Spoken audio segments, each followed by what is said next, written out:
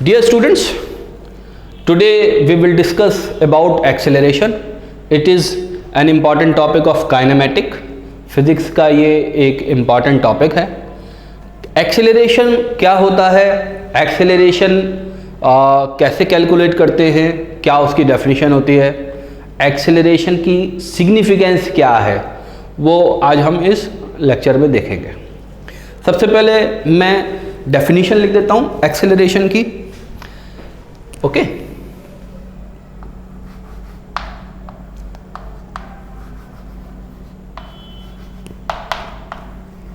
Acceleration, acceleration को लिखता हूं time rate of change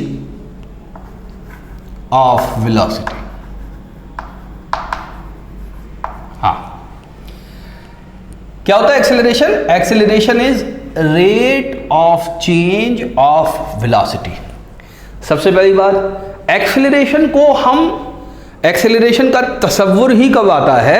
acceleration का तसव्वुर आता है जब वेलोसिटी का चेंज हो रहा हो, उस वक्त ही एक्सेलरेशन की बात की जाएगी. अगर वेलोसिटी चेंज ही नहीं हो रही किसी ऑब्जेक्ट की, तो हम एक्सेलरेशन की बात नहीं करेंगे, यानी एक्सेलरेशन उस वक्त जीरो होगा. ठीक होगा क्या एक्सेलरेशन? अगर चेंज ऑफ वेलोसिटी हो रही है तो rate of change of velocity को एक्सेलरेशन कहते हैं. अब ये रेट हम किसके रिस्पेक्ट में निकालते हैं? ये रेट हम टाइम के रिस्पेक्ट में निकालते हैं. तो time rate of change of velocity is known as acceleration. तो एक्सेलरेशन की पूरी डेफिनेशन क्या है? Time rate of change of velocity is known as acceleration. Time के साथ साथ जब हम 11वीं क्लास में इसको पढ़ते हैं तो पता चला displacement rate of change of velocity भी बोलते हैं, या distance rate of change of velocity भी बोलते हैं. तो वो भी एक्सेलरेशन होता है. लेकिन फिलहाल 9th क्लास के लेवल पर या 11th एंट्रेंस एग्जाम के लेवल पर आप टाइम के रिस्पेक्ट में ही rate of change of velocity निकालते हैं. ठीक, अब इसका जरा एक्सप्लेनेशन सुनते हैं. सपोज कोई ऑब्जेक्ट है, उसने यहां से चलना शुरू किया इस डायरेक्शन में. ठीक, तो थोड़ी देर बाद वो चलकर कहां आ गया? वो इस जगह आ गया. हमने इस जगह पर ऑब्जर्व की उसकी वेलोसिटी u. ओके, यहां पर उसकी वेलोसिटी u थी जो हमने मेजर करी. अभी भी वो इसी डायरेक्शन में चल रहा था और यहां पर हमने दोबारा वेलोसिटी उसकी मेजर करी, तो उसकी वेलोसिटी सपोज v थी. ये यहां से यहां तक जाते में घट गई थी या बढ़ गई थी, वो बहस का मुद्दा नहीं है. इंपॉर्टेंट बात क्या है कि यहां से लेकर यहां तक आते में इसकी वेलोसिटी बदल गई. यहां u मीटर पर सेकंड थी, यहां पर v मीटर पर सेकंड हो गई, और इसके बाद भी आगे की तरफ जा रहा है या नहीं जा रहा उससे हमें कोई मतलब नहीं है. जाए तो जाए, यहां तक हमने मेजर किया. एक मेजरमेंट हमने यहां लिया और एक मेजरमेंट हमने यहां लिया. यहां से लेकर यहां तक जाने में इसने सपोज t टाइम स्पेंड किया. ठीक, और यहां से यहां तक जाने में सपोज x डिस्प्लेसमेंट इसने कवर किया. ठीक है, वेलोसिटी है, टाइम बीत रहा है, तो डिस्प्लेसमेंट भी कवर करेगा. बात समझ में? तो यहां से लेकर यहां तक आया, t टाइम स्पेंड किया, x डिस्प्लेसमेंट इसने कवर किया, वेलोसिटी u से बदलकर v हो गई. तो ये एक इसकी इनिशियल पोजीशन थी, ये इसकी एक फाइनल पोजीशन थी. हमारे ऑब्जर्वेशन की ये इनिशियल और फाइनल पोजीशन थी. ठीक, अब देखते हैं आगे. तो एक्सेलरेशन क्या होता है? एक्सेलरेशन को हम डिनोट करते हैं स्मॉल a से, आमतौर से. ठीक है, एक्सेलरेशन को हम स्मॉल a से डिनोट करते हैं. तो एक्सेलरेशन क्या होगा? तो इसने t सेकंड में वेलोसिटी बदली है, तो हम लिखेंगे इन t seconds change in velocity, change in velocity. t second में वेलोसिटी चेंज कितनी हुई, कैसे निकालेंगे? हमेशा याद रखिए, change final velocity minus initial velocity. Final velocity minus initial velocity. This is the change in velocity, change in velocity in t second. अच्छा, final velocity किसके बराबर थी? फाइनल वेलोसिटी थी u के v के बराबर और इनिशियल वेलोसिटी थी u के बराबर। So this is the value of change in velocity. तो इसको हम लिख सकते हैं in t seconds change in velocity is equal to v minus u. आगे देखते हैं, इन 1 सेकेंड, ध्यान से देखिएगा, हमने t की जगह 1 कर दिया। चेंज इन वेलोसिटी 1 सेकेंड में चेंज इन वेलोसिटी कितना हो जाएगा? v minus u upon T. ठीक है, यही जो वैल्यू होती है यही बेसिकली एक्सेलरेशन है। 1 सेकेंड में वेलोसिटी के अंदर जितना चेंज आ जाएगा, 1 सेकेंड के अंदर जितना चेंज आ जाएगा वही rate of change of velocity कहलाएगा। ठीक, तो यही बेसिकली एक्सेलरेशन होगा। Therefore we can write acceleration A is equal to v minus u upon t। Okay, acceleration A is equal to v minus u upon t। ये acceleration v minus u upon t, इसकी value जो I है, ये कैसी quantity है? Scalar quantity है या vector quantity है? देखिए, जब भी आपको किसी क्वांटिटी के बारे में पता करना होता है कि वो स्केलर है या वेक्टर, तो आप राइट हैंड साइड के कंपोनेंट्स उसके देखिए, क्या ये t स्केलर है या vector? Yes, it is scalar. v कैसा है? v वेक्टर है। याद रखिए, राइट हैंड साइड की एक भी क्वांटिटी अगर वेक्टर हुई तो लेफ्ट हैंड साइड की पूरी क्वांटिटी वेक्टर हो जाएगी। ठीक, सिर्फ एक क्वांटिटी वेक्टर हो तो ऊपर पूरा का पूरा न्यूमरेटर जो है वो वेक्टर है। ये वेक्टर है तो ये भी वेक्टर हुई, और ये जो मैंने ऊपर साइन लगाया ना, सिंबल, ये आप 11वीं क्लास में पढ़ेंगे कि वेक्टर क्वांटिटीज को डिनोट करने के लिए, जाहिर करने के लिए कि ये वेक्टर क्वांटिटी है, हम ऊपर एक बार लगा देते हैं।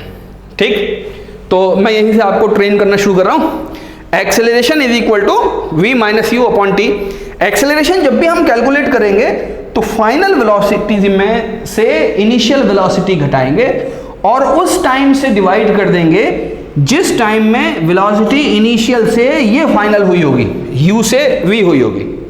ओके, तो acceleration is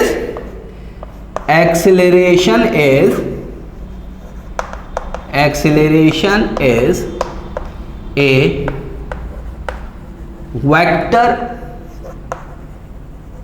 quantity. This is a point two remember. ठीक है, एक्सेलरेशन एक वेक्टर क्वांटिटी है, यानी इसके पास मैग्नीट्यूड है। हर क्वांटिटी के पास मैग्नीट्यूड होता है, कोई सी भी फिजिकल क्वांटिटी हो उसके पास मैग्नीट्यूड होगा। क्योंकि ये वेक्टर है तो इसके पास डायरेक्शन भी होगा।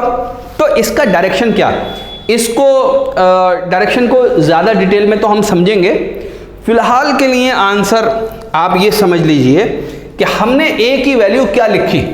देखिए यहाँ समझिए, हमने लिखा acceleration is equal to v minus u upon t, ये लिखा, और हमने कहा कि ये वेक्टर क्वांटिटी है क्योंकि राइट हैंड साइड के जो कंपोनेंट्स हैं उसमें कुछ कंपोनेंट वेक्टर है। ठीक, तो इसका डायरेक्शन क्या, तो इसका डायरेक्शन वही होगा जो राइट हैंड साइड के सारे कंपोनेंट का मिलकर होगा। रिमेंबर, इसका डायरेक्शन जरूरी नहीं है कि v हो, इसका डायरेक्शन जरूरी नहीं है कि u हो, बल्कि इसका डायरेक्शन इन दोनों के डिफरेंस, ठीक है, इन दोनों के अलजेब्रिक, इन दोनों के वेक्टर डिफरेंस के बाद निकाला जाएगा। यानी ये जो ऊपर क्वांटिटी आई है इसका पूरा डायरेक्शन जो होगा वही ए का डायरेक्शन होगा। तो हम नेक्स्ट इंपॉर्टेंट पॉइंट क्या लिखेंगे, direction of A is same as direction of u minus v। ठीक है, इन दोनों, सॉरी मैंने ये गलत लिखा, u माइनस वी नहीं, v माइनस यू। ठीक है, इन दोनों के डिफरेंस के यानी v माइनस यू का जो डायरेक्शन होगा मिलाकर वो पूरा वो सेम डायरेक्शन a के बराबर होगा। ठीक, तो एक बात हो गई। अब दूसरी बात, यूनिट क्या होता है भाई इसका? Unit of acceleration. एक्सेलरेशन का यूनिट क्या होता है? तो किसी भी क्वांटिटी का यूनिट निकालना हो तो कैसे निकालते हैं भाई? उसका फॉर्मूला देखते हैं। तो a is equal to v minus u upon t। ठीक है, this is the mathematical formula for acceleration. इसकी यूनिट क्या होगी? इसकी यूनिट वही होगी जो ये राइट हैंड साइड वाले कंपोनेंट्स की होगी। ठीक, इन सब की यूनिट देखते हैं क्या होगी भाई। v की यूनिट क्या होगी? Metre per second. ठीक, u की यूनिट क्या होगी? u की यूनिट भी मीटर पर सेकेंड होगी। अब देखिए, जब यूनिट में से यूनिट का डिफरेंस हम कर रहे हैं तो ऐसा नहीं है कि कुछ भी नहीं बचेगा। हाँ, इसको मैं और समझाता हूं अभी। नीचे टाइम की यूनिट क्या है? टाइम की यूनिट सेकेंड।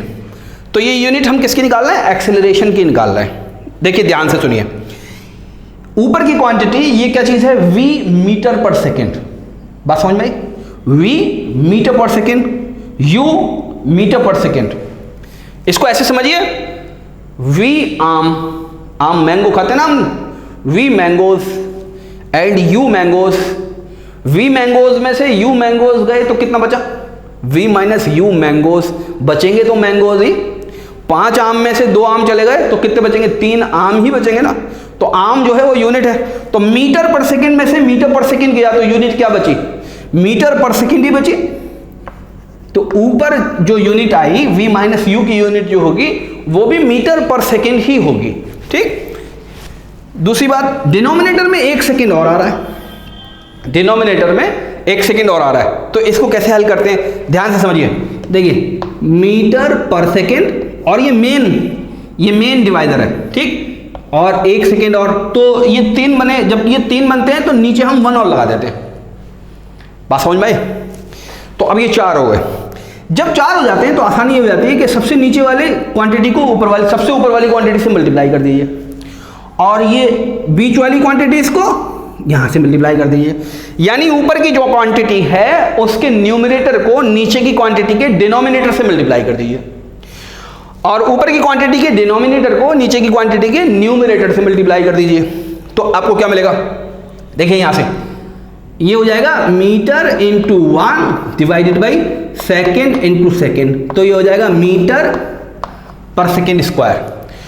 तो unit of acceleration is metre per second square, या हम इसको ऐसे लिख देते हैं मीटर s की पावर -2। ठीक, तो unit is metre per second square या मीटर सेकेंड की पावर -2।